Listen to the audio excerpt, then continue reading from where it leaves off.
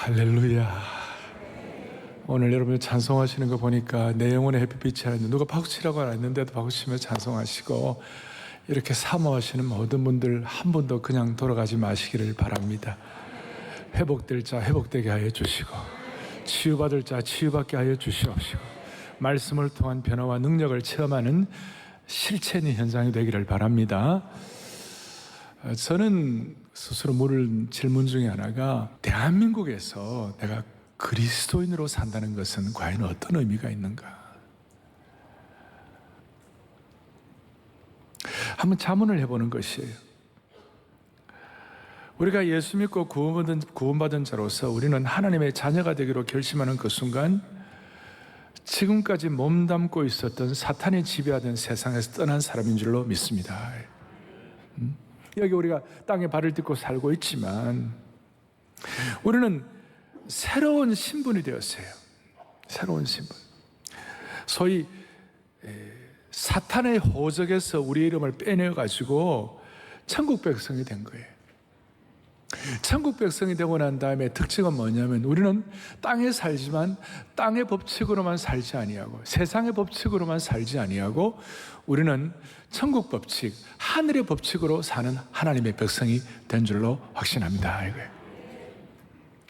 특별히 이 근거는 뭐냐? 우리는 예수 그리스도를 인격적인 주님으로 받아들인 것입니다. 우리가 어느 날 성령님을 통하여 말씀을 통하여 깨닫고 보니 내 죄는 내 힘으로 해결할 수 없는데 우리가 부족했지만 하나님이 우리를 찾아오셔가지고 이 세상에는 모든 종교는 인간이 하나님을 찾는 것이지만 오늘 이 복음을 깨닫는 우리들은 하나님이 나를 찾아주셨다. 창조주 하나님이 죄인인 나를 위하여 나를 너무너무 사랑하셔가지고 나를 찾아오셔가지고 주님과 나의 인격성이 회복된 사람들은 그 은혜를 깨닫고 감사해서 땅의 법칙으로 살지 아니하고 하늘의 법칙으로 사는 하나님의 백성이 된 줄로 믿습니다. 이 땅에 살아가지만 그러니까 우리는 오늘도 땅의 법칙으로 사는 사람과 하늘의 법칙으로 사는 사람의 차이가 무엇인지 오늘 이 순간 스스로 자문해 보는 것이에요. 나는 하나님의 백성으로 하나님의 법칙으로 오늘 이 순간을 어떻게 살아갈 수가 있을 것인가? 이건 커다란 숙제이자 사명이에요. 더더구나 모든 사람들은 일정한 시기를 살아오면서 삶의 모든 짐들과 아픔과 상처와 모든 기도 제목들을 다 갖고 있어요. 안 그런 사람 어디 있습니까? 더더구나 우리 민족은 전 세계 어느 민족에 비해서 대한민국 백성들은 수많은 어려움도 당하고 여러분 지금 우리 봄의 이 실록의 아름다운 계절에 우리가 봄을 마냥 기뻐할 수 없는 이 봄의 상처들이 우리에게 있어요. 4월은 4.19가 있고 5월은 5.16이 있고 5.18이 있고 6월은 6.25가 있어요. 민족적 상처가 커요. 우리가 중국이나 또 일본으로부터 침략을 받아 고통도 많이 당했지만 6.25 같은 경우는 이 내란, 민족 분열 우리 민족끼리 서로 분열된 이 아픔의 상처가 있는 것이에요. 이런 상황 가운데 우리는 하나님의 사람으로 땅의 법칙대로 살지 아니하고 하나님의 법칙대로 하늘의 법칙대로 믿음의 사람으로 어떻게 살아갈 수 있을 것인가? 아니 예수 그리스도를 인격적 주님으로 모신 사람들 주님이 우리를 먼저 찾아주셨다고 그랬잖아요. 그 은혜를 깨닫는 사람으로 우리가 어떻게 살아가야 할 것인가? 제가 지난주 책을 읽는데 제 마음에 좀 와닿은 것이 있어요. 그것이 뭐냐? 우리나라는 지금 말로만 단일 민족이지 사고방식의 차이로 보면 다른 인종 같다. 2030 세대는 적어도 태어날 때부터 중진국 이상에서 태어났으니까 선진국 환경에서 자란 세대이고 그 윗세대 지금 50대, 60대, 70대, 80대 저희들만 하더라도 보릿고개를 알고 아주 후진국에서 출발한 거예요. 그리고 개발도상국과 중진국을 거쳐가지고 지금 여기에 있으니까 우리 시대와 지금 현재 2030 시대가 언어가 다르고 가치체계가 다르기 때문에 부사관이라도 다른 인종 같다는 것입니다. 그리고 작년에 벌써 대한민국은 1인 가구만 600만 명이 넘었어요. 그러니까 개인의 고립화가 심화되어가지고 외로움이 커졌고 지금 이 코로나 사태를 지나면서 4명 중에 1명이 우울증을 안고 있다는 것이에요.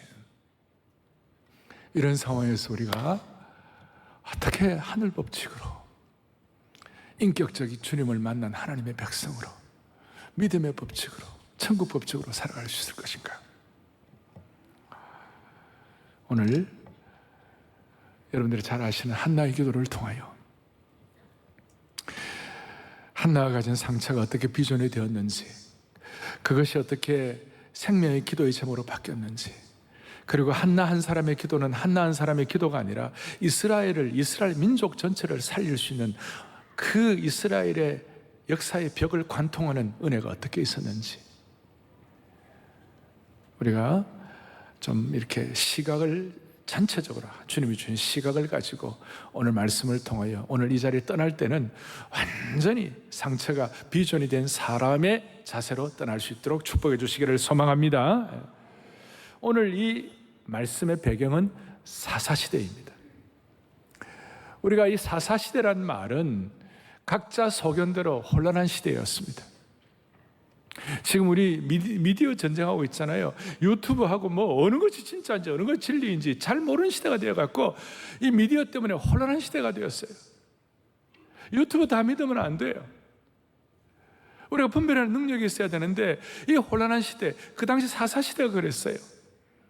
사사시대의 특징은 뭐냐면 좀 악순환이 반복이 되는 거예요. 하나님의 백성들이 먼저 그냥 조금 사람은 그렇잖아요. 좀 편안하면 하나님 안 믿잖아요.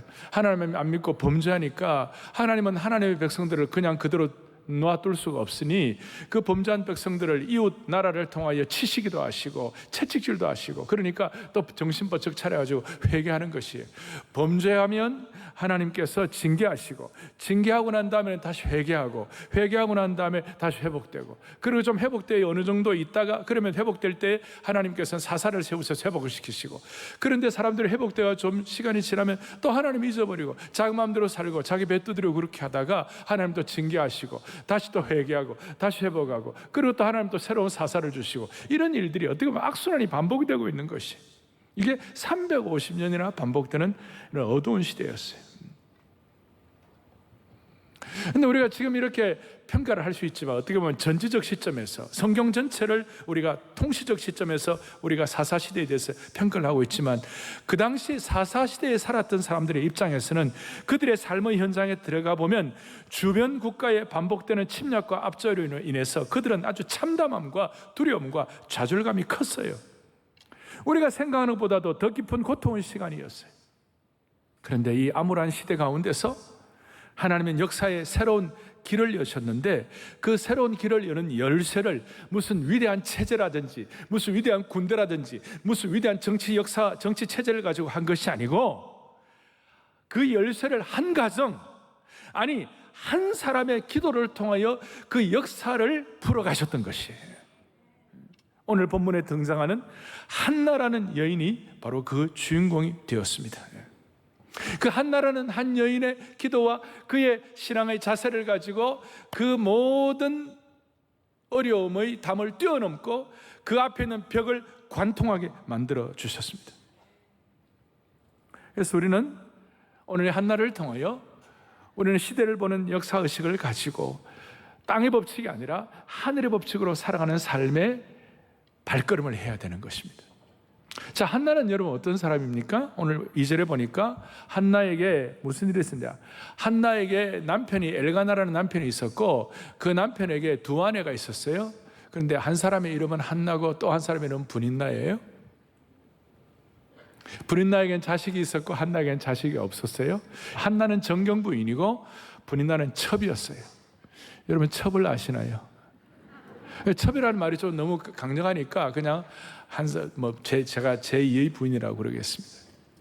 그래서 이 제2의 부인이 제1의 부인을 압도하는데 뭘 압도하느냐 하면 아들을 펑펑 낳는 거예요. 그리고 당시에 여러분 그 시대에는 아내가 아이를 못 낳으면 그 불임의 문제는 그냥 개인의 문제로 끝나는 것이 아니라 이거는 뭐 보통 문제가 아니에요. 그러니까 한나의 장래가 아들이 있느냐 없느냐에 따라 달려있을 정도로 그 아들의 문제는 심각한 문제였어요. 근데 이 남편이 제1부인, 제2부인이 있는데 제1부인, 정경부인이 이 한나를 더 사랑했어요. 더 사랑해가지고 한나에게 그 사랑의 표현을 더 많이 하는 거예요. 그것도 브닛나 앞에서 그렇게 하는 거예요. 제2부인 앞에서. 이 바보 어리버리벙한 거예요. 남편이 좀 똑소리가 나야 되는데 아내를 진짜 사랑하면 뭐 보이지 않는 자리에서 제2 부인이 첩이 보이지 않는 자리에서 좀 더 잘해주고 좀 더 마음을 해줘야 되는데 제2 부인 앞에서 그 제1 부인을 너무너무 잘해주니까 제2 부인이 할렐루야 그러겠어요? 제 부인이 열이 이만큼 받쳐가지고 막 앞에 이제 한나를 막 조롱하고 아이도 못 난다고 그러고 막 그렇게 해요. 그러니까 오늘 본문에 나와 있어요. 6절에 뭐라고 나와 있냐면요, 그의 적수인 분인나가 그를 심히 격분하게 하여 괴롭게 하더라 이렇게 나왔어요. 원수들에는 원수가 없어요. 이 사무엘사인 기자가, 성경 기자가 쓰기를 분인나는 한나의 원수였다, 적수였다. 그리고 그 적수 때문에 한나는 늘 심히 격동되고 마음이 괴롭고 고통이 컸다 이렇게 나와 있어요. 그리고 심지어 그것 때문에 먹지도 못하고 울면서 고통 가운데 밤에 잠을 못 자는 상황이 되었습니다. 이것이 오늘 본문의 배경이에요. 그래서 이런 배경을 앞에 놓고 우리는 하늘 법칙으로 살아가는 우리는 이 실록의 계절에 우리는 어떤 식으로 우리의 삶의 방향을 잡을 것인가? 자, 한나가 마음이 너무 괴로워가지고 무슨 일이 벌어졌냐? 10절에 보세요. 10절 보니까 한나가 마음이 괴로워서 여호와께 뭐 했어요? 기도하고, 그 다음 뭐 했어요? 통곡하고. 기도, 보통 기도가 아니라 생명을 거는 기도, 통곡하는 기도, 자기를 전체를 다 바쳐서 하는 기도를 올려드리게 된 것이에요. 그러니까 제가 이렇게 말씀드릴 수 있습니다. 하늘 법칙 원, 땅의 법칙, 하늘 법칙 원은 뭐냐면 상처 때문에 그 상처가 생명을 거는 기도로 승화되면 그것이 비전이 되는 것입니다. 이게 지금 처음에는 무슨 말인지 이해가 안 될 겁니다. 제가 설명을 해드리겠어요. 여러분, 저 흥미로운 것은 한나가 이렇게 통곡하며 기도하는데 앞에 5절에 보니까 한나가 그 불임 상태 때문에 임신하지 못해가지고 그렇게 된 이유가 뭐냐면 5절에 여호와께서 한나에게 임신하지 못하게 하셨다 그랬어요. 여러분, 이 말이 됩니까? 하나님께서 한나의 태의 문을 닫으셨다는 것입니다. 왜 그랬을까? 하나님이 무슨 한나에게 억할 심정이 있는 것도 아닌데 왜 그랬을까? 하나님의 큰 계획은 하나님께서 한나의 태의 문을 닫으셨을 때 그 이유는 그냥 너 고생해라, 너 통곡하라, 너 격분하라, 너 정말 고통당하라, 그게 하나님의 뜻이 아니고 한나가 다른 생각하지 아니하고 하나님 앞에 집중적으로 생명을 거는 기도의 자리로 나오기를 기대하셨기 때문에 그렇게 하신 것이에요. 여러분, 이게 우리가 기분이 나쁘든 좋든 우리가 이게 마음에 들든 안 들든 어쩔 수 없어요. 이게 하늘 법칙의 이것이 상황이에요. 이것이 우리로서는 너무 힘들지만 한나가 깊은 기도의 자리로 나오기를 원하셨기 때문에 하늘 법칙으로 이렇게 하셨다는 것이에요. 자, 오늘 이 한나의 불임 문제는, 한나는 아이를 낳지 못하는 불임 문제이지만 어떤 사람에게는 오늘 우리가 인생의 불임이 뭡니까? 어떤 사람은 그게 경제 문제일 수도 있고 남들은 다 잘 나가는데 나는 치질이도 안 되는 거예요. 어떤 사람은 그게 건강에 문제가 있을 수 있고, 어떤 사람은 암도 막 났는데 나는 암도 막 재발하는 거예요. 어떤 사람에게는 그게 자기 신념 체계, 이게 와장창 다 무너지는 거예요. 가족관계, 심지어 자기 명예가 다 날아갔다. 이게 인생의 불임이 될 수가 있는 것이에요. 그게 어떤 이유인지는 다 모르지만 그것 때문에 우리가 깊은 기도의 자리로 나아갈 수만 있다면 그것이 영적으로 성숙하게 돼가지고 그것이 우리에게 비전이 될 수가 있다는 것입니다. 이거 정말 여러분, 그래도 뭐 아멘은 하지만 암 예배 때는 아멘 소리가 좀 적더라고. 뭐 이런 뜻이겠죠. 무슨 뜻이냐면 너 그런 고통 더 겪기를 원치 않는다, 그런 마음이 언저리에 남아 있는 거겠죠. 인생은 다 그런 거 아니겠어요? 그런데 그렇게 되면 역사를 이루지를 못해요. 그러면 하나님의 역사에 하나님이 쓰시는 사람이 되지를 못하는 것이에요. 그래서 왜 한나가 불임을 하고 하나님께서 태의 문을 닫으셨는가 하면 분나는 아이를 덜컥덜컥 낳았어요. 그런데 한나는 그렇게 못했어요. 그랬을 때 한나가 그것 때문에 마음은 너무 고통이 돼가지고 하나님 앞에 생명을 넣는 기도를 했어요. 그리고 그 기도를 할 때 드디어 한나에게 영적인 눈이 열린 거예요. 어떻게 열리는가? 11절 뒤에 이렇게 나와 있어요. 주의 여종을 잊지 아니하시고 주의 여종에게 아들을 주시면 내가 그의 평생에 그를 여호와께 드리고 삭도를 그의 머리에 대지 아니하겠나이다. 너무 고통스러워갖고 자식이 없어서 너무 힘들어가지고 하나님 앞에 기도의 자리로 나아가지 않으면 안 되는 상황에서 기도하러 나갔더니 드디어 영적인 통찰력과 시각이 열린 것이에요. 그것이 뭐냐면, 아이고야, 이 내 자식을 위해서 기도했는데 이 자식이 내 자식이 아니라 하나님이 주시는 자식인 줄로 믿습니다. 내 자식이 아니라 하나님의 자식이군요. 내게 아니라 주님의 것이군요. 하나님이 허락한 자식이군요. 그걸 드디어 깨닫게 된 것이었습니다. 상처 때문에 기도했더니 영적으로 성숙하도록 은혜의 문을 열어주신 것입니다. 사랑하는 성도 여러분, 우리에게 상황적으로 한나처럼 불임 상태가 있습니다. 조금 전에 말씀한 대로 인간관계의 불임, 인간의 어떤 명예의 불임, 건강의 불임, 경제의 불임, 뭐 여러 가지 불임들이 있을 수 있습니다. 그런데 그 상처가 생명을 거는 기도로 제대로 승화되면 그것이 여러분들에게 비전이 되는 것입니다. 그것이 여러분들에게는 은사가 되는 것입니다. 그것이 우리에게 사명이 될 수가 있는 것입니다. 오늘 분인나는 기도를 안 해도 아이를 잘 낳으니까 분인나가 기도했다는 내용이 없습니다. 그런데 한나는 아이가 없는 고통, 더구나 그의 적수 분인나의 괴롭힘의 환경이 있으니까 주님 앞에 납작 엎드려가지고 생명을 거는 기도를 통하여 영적으로 깨닫게 된 것입니다. 그리고 그 기도에 대해서 놀라운 고백을 하고 있는데 11절에 지금 우리에는 하나님 나를 기억해달라고 기도하면서 하나님 나를 기억해달라고 나왔지만 전의 계획판에서 이렇게 나와 있어요. 만군의 여호와여, 만일 주의 여종의 고통을 돌아보시고 나를 생각해 주십시오. 여러분, 기도는 하나님이 우리를 생각해 주시는 것입니다. 오늘 우리의 마음의 간절함을 가지고 오늘 이 예배에 나오신 여러분들 모두가 다 마음에 짐들이 있고 여러 가지 인생의 불임 상태가 있을 때 생명을 거는 마음의 자세를 가지고 주님, 우리와 우리 자신과 우리 공동체와 우리 민족을 생각하여 주십시오.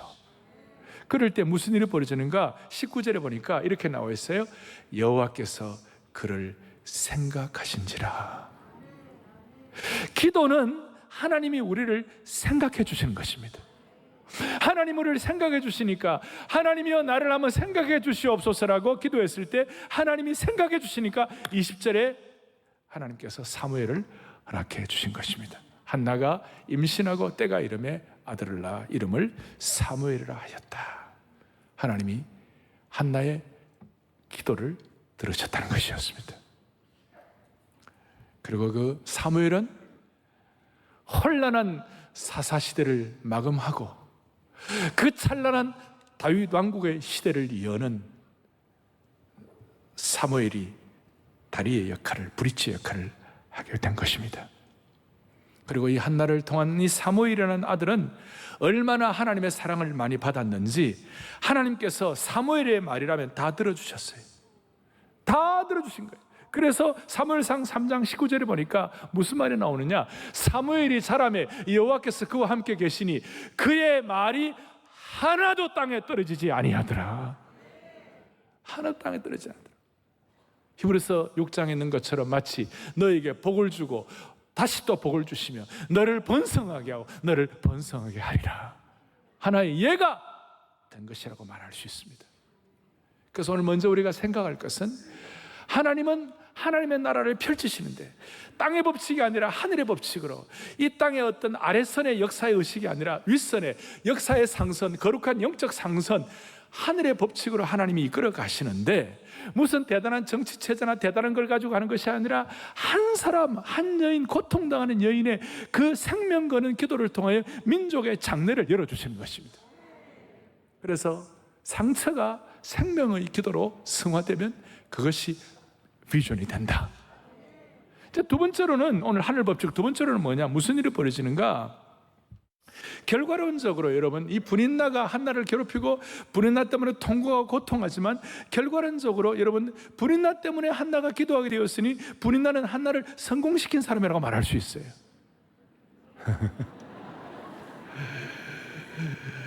여러분, 그래도 이 예배는 성숙한 사람들이 많아요. 자, 브린나는 한나를 뭐 시킨 사람이라고요? 성공시킨 사람. 미칠 것 같은 환경이 한나를 생명 거는 기도로 나가게 했으니까 적수와 원수와 눈물을 쏟게 하는 그 상황과 그 환경이 한나를 성공시킨 것이. 제가 이런 말씀드리면, 아니 목사님, 그러면 그 여인의 악행을 정당화시키는 겁니까? 네벌, 그건 아니에요. 악행을 정당화시키는 겁니까? 라고 물어볼 수 있어요. 그러나 그건 땅의 법칙에 익숙해 있는 사람들의 질문이라고 말할 수 있어요. 그런데 하나님은 이 브린나의 악행과 이 어려움을 통하여, 환경적인 어려움을 통하여 한나가 남편의 품보다 하나님의 집을 더 찾게 한 것입니다. 그리고 어떤 인간의 어떤 메어 달릴 만한 의뢰의 대상을 찾는 것이 아니라 하나님 앞에 마음을 집중하여 10절에 하나님께 나와가지고 하나님 앞에 기도하며 통곡한 것입니다. 그러니까 어려운 환경, 어려운 사람, 나를 괴롭힌 사람들이 하나님 앞에 나아가게 하고 주의 전에 나오게 한 것입니다. 여러분, 지금 우리는 땅의 법칙이 아니라 하늘의 법칙으로 사는 사람들이 되었습니다. 아까 사탄의 호적을 파가지고 우리는 하나님 나라의 생명의 족보에 들어가게 된 것입니다. 여러분, 세상 사람들이 볼 때는, 땅의 법칙으로 사는 사람들 입장에서 볼 때는 오늘 이 자리에 이렇게 일찍 나와가지고 이렇게 주님 앞에 예배드리고 전력 투구하고, 심지어 여러분들이 갖고 있는 땀과 눈물과 노력의 결정체 물질까지 주님 앞에 다 드리고, 이거 세상 사람들이 볼 때는 정신 나간 일이에요. 제가 지금 여러분들에게 어려운 환경과 어려운 사람들이 나를 성공시킨다 그러면 세상 사람들이 볼 때는 그건 아닌 거예요. 세상 사람들의 법칙은 뭐냐? 그 어려운 환경을 준 사람들에 대해서 내가 힘을 더 키우고, 내가 더 그들을 박멸하고, 그들을 어떻게 누르고 짓누르고 이렇게 해야 되는데, 하나님의 법칙은 그게 아닌 거예요. 나를 어렵게 하는 사람, 나에게 고통을 주는 자가, 나를 어렵게 하는 환경이 나를 성공시키는 것이에요. 여러분, 기가 막힌 거 아니에요? 그래서 제가 정리를 했어요. 하늘 법칙은 나를 어렵게 하는 자가 나를 뭐예요? 성공시키고, 나를 어렵게 하는 환경이 나를 뭐 하는 것이다? 성공시키는 것이다. 다윗 왕의 성공은 어떻게 보면 시편에 보면요, 다윗은 너무 괴로워가지고. 왜 괴로웠습니까? 사울 왕이라고 하는 왕이, 자기 장인어른이 다윗을 죽이려고 특공대를 만들어가지고 너무 괴롭히니까 시편에 그 수많은 구절들이 다윗의 그 괴로움과 아픔과 상처와 고통을 주님 앞에 하소연한 내용들이에요. 그렇게 하소연하면서 그때마다 다윗의 믿음의 근육이 자라가지고 결국은 사울의 그 악랄한 공격이 다윗에게 만들어준 것이에요. 그 자체는 너무 괴로운 것이었어요. 요셉의 형들이 요셉을 팔아서 동생을 어떻게 팔 수 있습니까? 그 물 없는 구덩이에서 요셉은 통곡하면서 애굽으로 팔려갈 때 나중에 요셉이 고백합니다. 그 상황 자체가 자기가 너무 고통스럽고 괴로웠다고. 그러나 결과론적으로 보면 그 못된 형들이 요셉을 애굽으로 팔았기 때문에 요셉은 애굽의 총리가 된 것입니다. 그러니까 좀 과격하게 말하면 요셉의 형들은 요셉을 성공시킨 사람이에요. 말도 안 되는 내용이지만 결국은 요셉이 애굽의 총리가 되어서 그 시대를, 그 당대의 모든 제국 산하에 식량이 없어가지고 굶주리는 사람들을 살리는 원동력이 된 것이. 사람뿐만 아니라 환경도 마찬가지예요. 바울사도 고린도서 11장에 보면 얼마나 고생을 많이 하는지, 굶기를 밥 먹듯 하고 태장을 맞고 얻어맞고 돌멩이 맞고 파선하고 잠 못 자고, 그런 환경들이 오늘 나의 나됨을 만들어 주셔가지고, 나의 나된 것은 하나님의 은혜로다. 정말 기가 막힌 말씀이에요. 그래서 여러분, 오늘 한나의 이 가정 스토리를 한나의 것으로 끝난다고 생각하시면 안 되는 거예요. 하나님은 한나라는 한 여인의 기도를 통하여 하나님 나라를 펼쳐 가신 것이에요. 그리고 좀 더 들어가면 한나의 부림은 한나 개인의 부림이 아니라 열매 맺지 못하는 이스라엘의 모습이라고 말할 수 있는 것입니다. 한나의 스토리를 통하여 우리는 하나님께서 한나를 통하여 어떻게 이스라엘 민족 전체의 역사를 펼치시는가, 그걸 알 수가 있는 것이. 우리 가운데 육신적으로 불임의 상황에 있는 분들이 있습니다. 내가 사업적으로 뭘 하려고 하는데 도무지 열매가 없어요. 일하는 것마다 안 되는 거예요. 자영업 하는 분들, 또 자녀 교육하는 분들, 아무리 노력해도 불임처럼 열매가 없는 분들이 있을 수 있어요. 자, 우리 오늘 마음에 각오를 해야 합니다. 이 귀한 예배 시간에 주님, 나는 땅의 법칙대로 살지 않겠습니다. 하늘의 법칙대로 주님을 의탁하겠습니다. 그리고 그것은 내 개인의 역사로 끝나는 것이 아니라 하나님 나라의 역사의 새로운 장을 여는 역할을 하게 하실 줄로 믿습니다. 그러니까 이런 은혜가 있으니까 우리는 원수가 우리의 왼뺨을 때리면 오른뺨을 왼뺨을 때리면 오른뺨을 내줄 수 있어요. 왜냐, 원수 같은 환경이 진짜 아프네요. 네. 그러니까 원수 같은 환경이 진짜 아파요. 진짜 아파요. 그걸 누가 괜찮다고 말할 수가 있겠어요? 수많은 좌절과 아픔이 진짜 고통스러워요. 근데 그걸 여러분들이 생명 거는 기도로 원수 같은 사람들이 원수 같은 환경에 오늘 나를 성공시킨다고 하늘 법칙 2로 딱 정리를 하면 하나님이 반드시 길을 열어주시는 것이에요. 예를 들어 신앙 없는 남편 때문에 핍박을 받을 수 있습니다. 그 자체는 괴로운 일이에요. 안 당해보면 모르죠? 한나가 그 어려워가지고 마음의 원통함과 격분과 마음의 큰 슬픔이 있었다고 분명히 고백했어요. 그런데 여러분, 그 남편의 어려움 때문에 여러분들 아내의 기도가 생명 거는 기도가 돼가지고 하나님의 집에 와가지고 주님을 집중했다면 그것은 하나님이 여러분들을 영적으로 성공하게 하는 길을 열어주시는 것입니다. 이런 의미 때문에 하나님은 여러분들의 상처를 바로 치유할 수 있지만 어떨 때는 종종 그대로 주셔가지고 상처를 통하여 하나님의 집을 찾게 하시고 하나님께 더 집중하도록 만들어 주시는 겁니다. 오늘 우리가 여기에 깊이 살펴야 할 부분이 하나 있어요. 그것이 뭐냐면 우리가 생명을 거는 기도로 내 어려운 환경과 이걸 주님께 맡기게 되면 무슨 일이 벌어지는가? 마음의 깊은 하나의 하나님 도전을 하시는 그것이 뭐냐면 내가 원수와의 관계가 어떤가 이게 더 중요한 것이 아니라 결국 남는 것은 뭐냐면요, 내가 정말 하나님을 이 상황 가운데도 사랑하고 있는가? 원수와 나와의 문제가 아니라 하나님을 내가 이 상황에서도 더 사랑하고 있는가? 이것이 키라는 것이에요. 그래서 제가 이렇게 써놓았어요. 원수와 나와의 문제가 아니라 내가 정말 하나님을 사랑하고 있는가를 먼저 살펴야 한다는 것이에요. 계속 끝까지 여러분들을 누가 괴롭히면 마음에 딱 다짐하고 그 문제를 당장 해결하려고 그러지 말고 내가 주님과 나와의 관계에서 내가 주님을 얼마나 더 사랑하는가, 이걸 먼저 살펴보는 영안을 여시기를 바라는 것이에요. 그럴 때 무슨 일이 일어나는가? 이 세상에서 제일 좋은 성경 구절 중에 하나가 모든 것이 합력하여 선을 이루는 것이에요.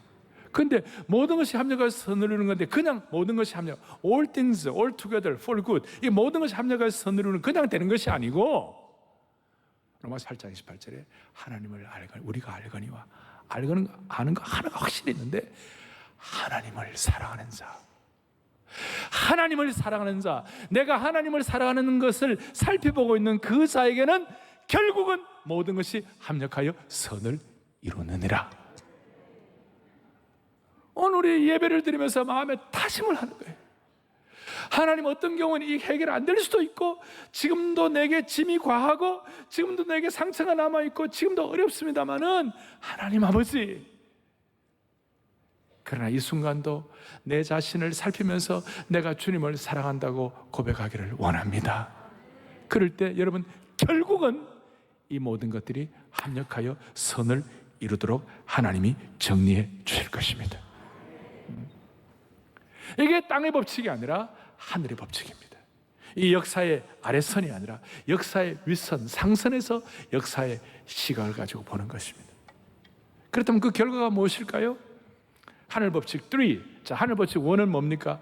상처가 생명 거는 기도가 되면 비전이 된다. 두 번째는 뭡니까? 원수 같은 상황과 사람이 오히려 나를 성공시킨다. 세 번째 하늘 법칙 3가 뭐냐면 성숙한 기도는 미래를 현재로 당겨오는 것입니다. 앞에 보니까 한나가 소리도 못 내고 입술만 당기면서 오랜 시간 기도하니까 대제사장 엘리가 좀 통찰력이 없어가지고 이 여인이 술이 취했구나 하고 막 뭐라고 그랬어요? 14절에 언제까지 내가 취하여 있겠느냐, 포도주 끊으라 그랬어요. 마치 이것은 마치 뭔가 하면 좀 지도력이 없으면 마치 시린 이에, 한나의 시린 이에 식초를 뿌리는 일이야. 그 받은 상처에 소금 뿌리는 일을 하고 있는 거예요. 자, 그럼 이런 말을 들으면 한나가 데모를 하는 거예요. 어떻게 아픈 여인에게 그런 말을 할 수 있습니까? 대제사장이 되어가지고 물러가라. 하늘의 법칙에 사는 사람은 그렇게 하지 않아요. 그러면서 한나가 담담하게 나는 술 취한 것이 아닙니다. 나는 내 마음의 고통이 너무 심해가지고 하나님 앞에 이렇게 기도의 자리로 나오지 않을 수가 없었습니다. 그렇게 기도하고 있는 것입니다. 그러니까 이 대제사장 엘리가 오랜만에 올바른 소리를 했어요. 17절에 뭐라고 그랬냐? 평안히 가라. 이스라엘의 하나님이 너가 기도하여 구한 것을 허락하시기를 원하노라. 기가 막힌,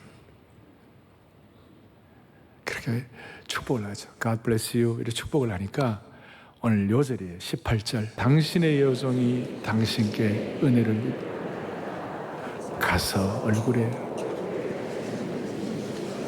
할렐루야, 가서 먹고 얼굴에 다시는 근심의 빛이 없었더라.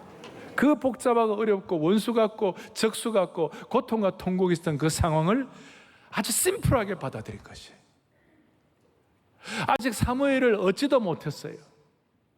그런데 미래에 일어날 그 일을 믿음으로 고백하고 그냥 다시는 근심하지 아니하고 아주 심플하게 어떤 적용을 했냐면 18절 뒤에 얼굴에 근심의 빛이 없이 가서 먹고 회복되었다. 그리고 중요한 그 하나의 태도가 뭐냐? 다시 먹는 것이었습니다. 여러분, 마음이 괴로우면 진수성찬을 차려줘도 밥맛이 없어요. 근데 마음에 기쁨이 넘치면 소박한 음식, 된장찌개 하나 넣고서라도 맛있게 먹는 것이에요. 그래, 오늘 이 한나가 이 음식을 먹었다 그랬을 때 맛있게 먹었을까요? 아니면 깨작깨작하고 억지로 먹었을까요? 맛있게 먹었어요.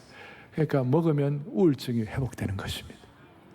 그래서 그리스도인들은요, 입맛이 없다 될 말이에요, 안 될 말이에요? 여러분, 이건 제 얘기가 아니에요. 한나가 가서 빠지긴 했지만 맛있게 먹고 다시는 근심하지 않았더라. 가서 먹고 앞에다 마음에 가루를 가지고 맛있게 먹고. 여러분, 저는요, 아파도 된장찌개는 맛있어요. 그러니까 그 아픔이 오래 가지를 않아요. 예수님께서는 정말 상처받은 자들을 주님이 치유하실 때 독특한 방식을 취하셨어요. 제자들이 우울하고 낙이 없고 비전 소명 다 떨어지고 난리쳤을 때 예수님께서 갈릴리 바다에서 제자들 초청해 놓고 와서 조반을 먹으라. 와서 아침 먹으라. 왜 이 구원 역사의 위대한 성경에서 요한복음 21장에 와서 왜 아침 먹으라고 그랬을까? 그래서 제가 젊을 때, 우리 대학부 할 때 여름 수양의 주제가 뭐냐면 와서 조반을 먹으라였어요. 거기 참석한 사람들 지금까지도 아침 잘 먹고 있습니다. 그리고 그 위대한 선지자 엘리야가 너무나 핍박당하고 상처를 받아가지고 로뎀나무 밑에 가고 죽기를 청했어요. 나 죽고 싶습니다. 우울증 때문에. 나를 죽여주십시오. 그럴 때 주님께서 어떻게 했냐? 그의 얼굴을 만져주시고 떡과 물을 주셨어요. 그리고 먹으라.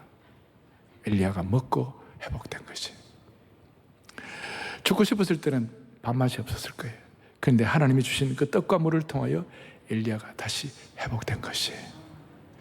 여러분, 밥맛 없는 분들, 정말 아픈 분들 주님 앞에 메어 달리세요. 오늘 한나는 가서 맛있게 먹고 다시는 근심이 없다고 그랬사오니 하나님, 나도 그렇게 해주십시오. 나도 그렇게 해주십시오. 말씀을 정리하겠습니다. 하나님은 한나를 통하여 어두운 시대에 새판짜기를 했습니다. 암흑의 시대를 완전히 역전시킨 사람이 한나였고, 역전시킨 도구가 한나의 기도였습니다.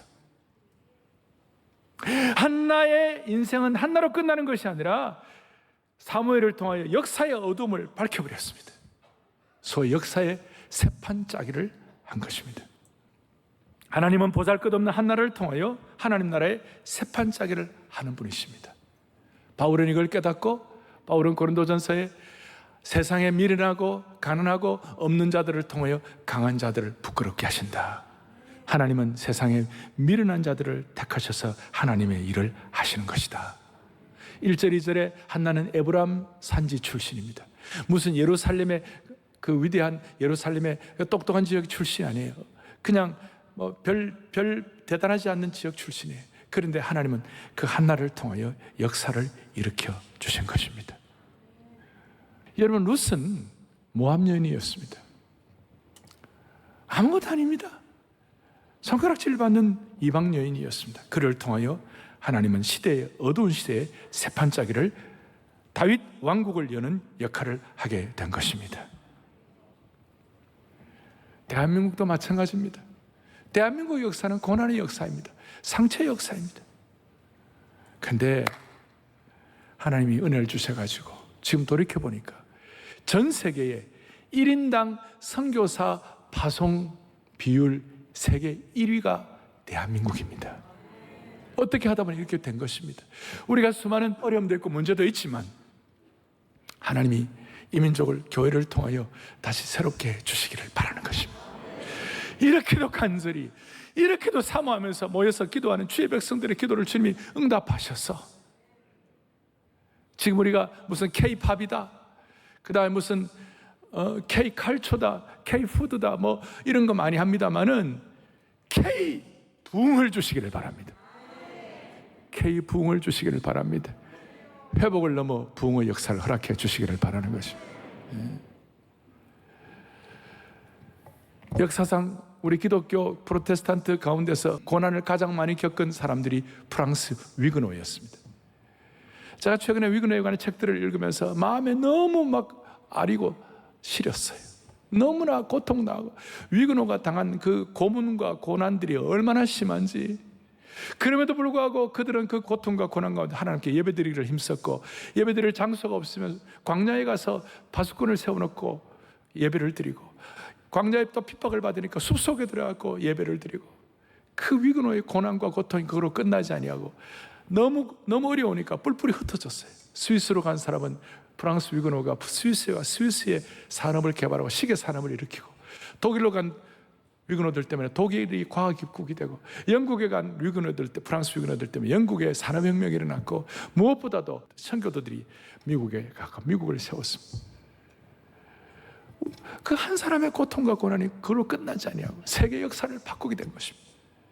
오늘 이 자리에 계신 여러분들이, 우리는 아무것도 아니고 부족하지만 에브라임 산지의 한나를 선택하여 그의 고통의 기도를 통하여 제1부인 제2부인의 그 고난 가운데서도 역사를 열어가신 것처럼, 오늘 불임 상태와 같은 우리의 삶의 어려움이 있할지라도 생명 거는 기도를 통하여 원수가 오히려 나를 성공시킨다고 믿음으로 말미암아 여러분과 저를 통해 하나님의 역사를 펼쳐나가기를 주님의 이름으로 축복합니다. 우리 찬양하십시다. 주 사랑 한없고 주 은혜 끝없네. 주님의 권능을 사람이 어찌할까. 이 자체가 찬양, 이 생명을 거는 기도로 승화시킬 때 하나님이 여기서 벌써 역사하실 거예요. 주 사랑 한없고 찬양하십시다. 주 사랑 주 은혜 끝없네. 주 권능을 사랑이 어찌할까.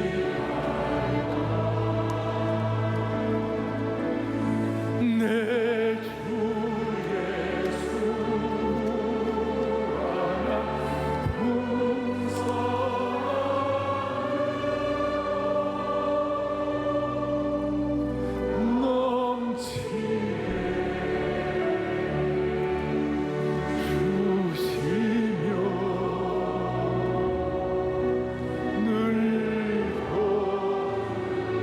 원수가 문제가 아니라 주님 사랑하는 것이 더 귀한. 주님 사랑해요. 주님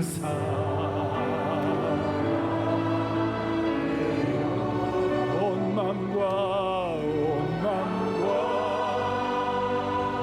성성 예수님